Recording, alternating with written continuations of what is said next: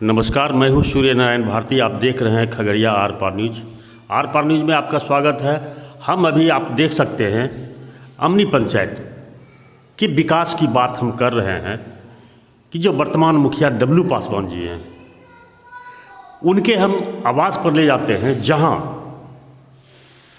फरियादियों की भीड़ है और ये स्पेशली रूप से जो ग्रामीण जनता है, महिलाएं, वृद्ध, पुरुष, इस सभी के लिए एक अलग से ऑफिस खोल दिया गया है और उसके निदान के लिए अलग से एक व्यक्ति भी वहाँ पर उनके निदान के लिए कुछ कर रहे हैं, जैसे वृद्धा पेंशन, आवास योजना वगैरह वगैरह के लिए कुछ ऐसा कर रहे हैं।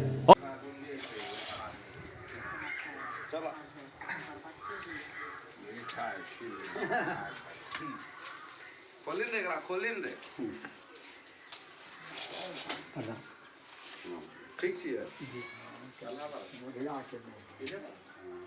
कोन चीज पेंशन नया भऽ गेल तुरंत किछु छोड़ि दियौ, जरा पैसा तुरंत का लोभ लालच छै, एगो हमरे टा मिलै छै, ओकरो आधार कार्ड सब चीज लए के बनबै यहाँ दुनिया भरि के हो रहलै है। क्या देर से सोचलियो कि नहीं यहाँ बात करने चाहिए पेंशन के।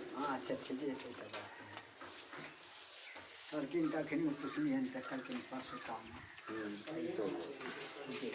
और इनका यह दावा भी है कि किसी भी वैसे लाभार्थी से जो पूर्व में क्या किया था और डब्लू पासवान मुखिया जी के कार्यकाल में एक पैसा किसी भी रूप में नहीं लिया जाना, ये इनका दावा है। अब मैं आपको दिखलाता हूँ कि देखिए ये महिलाएं, ये वृद्ध पुरुष की भीड़ लगी हुई है। उसके बाद हम आपको बताते हैं और आपको ले चलते हैं डब्लू पासवान मुखिया जी से बात करते हैं कि आगामी पंचायत चुनाव की डुगडुगी बज चुकी है, प्रशासनिक तैयारी भी शुरू हो गई है और आने वाले कभी भी समय में सरकार के द्वारा अधिसूचना भी जारी हो जाएगी।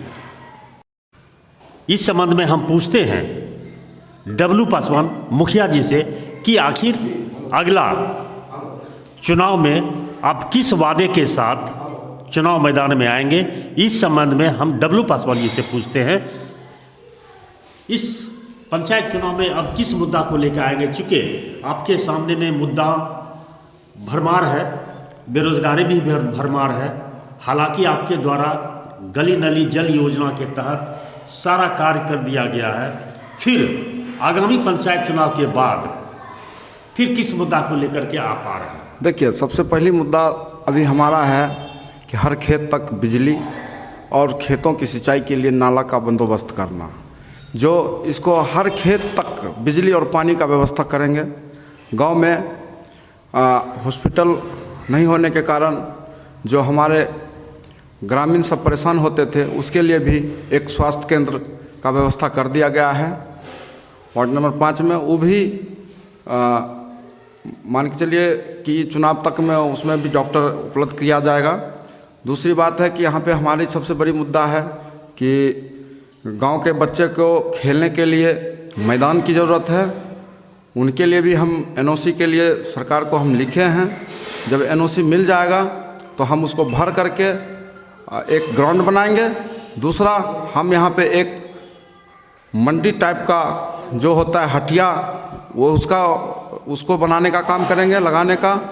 तीसरा सवाल है कि 15वीं वित्त की आयोग से जो सरकार के निर्देश के द्वारा है, एक शमशान घाट का भी हम तैयारी करेंगे, जो हमारे गांव के जो दूर दूर जा कर के हम जो अंतिम संस्कार करते हैं वो अपने गांव में ही करें।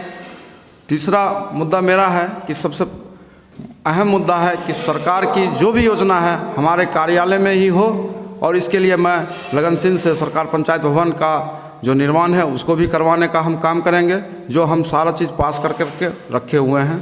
थोड़ी सी ज़मीन की विवाद है, उसको सॉल्व करते हुए, ज़मीन को व्यवस्था करते हुए उसको हम बनाएंगे। और चौथा है कि हर बुजुर्ग को हम एक पेंशन से एक को भी ना छोड़ें और हर बूढ़ी माता पिता के लिए भी एक मेरा अपना निजी सपना है कि हम उनके लिए एक बुजुर्ग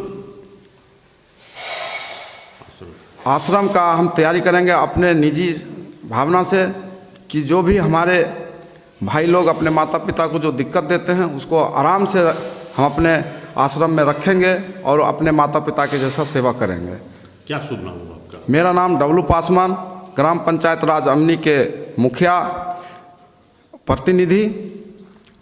और आगामी चुनाव में अभी जनता हम लोगों को फिर देख रही है और आप पता कर सकते हैं पत्रकार साहब कि क्या स्थिति है हमारे यहाँ।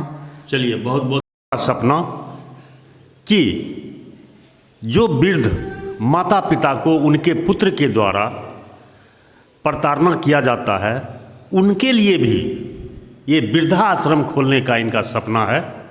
और हमको लगता है कि यह सपना वृद्धाश्रम खोलने के बाद यह सपना माता पिता का सपना पूरा होगा। और मेरा एक और सपना है कि हम अपने गांव के तमाम मजदूर किसान के जो भी हैं जो बाहर कमाने के लिए जाते हैं, हम उनके रोज़गार के लिए भी एक बढ़िया सा प्रपोजल लगा रहे हैं जिसमें हमारे पंचायत के आदमी हमारे पंचायत में ही काम करें और अपने परिवार के साथ शाम में अपने घर में निवास करें। यही मेरा एक प्रतिज्ञा है और हम इसको करने का प्रयास कर रहे हैं।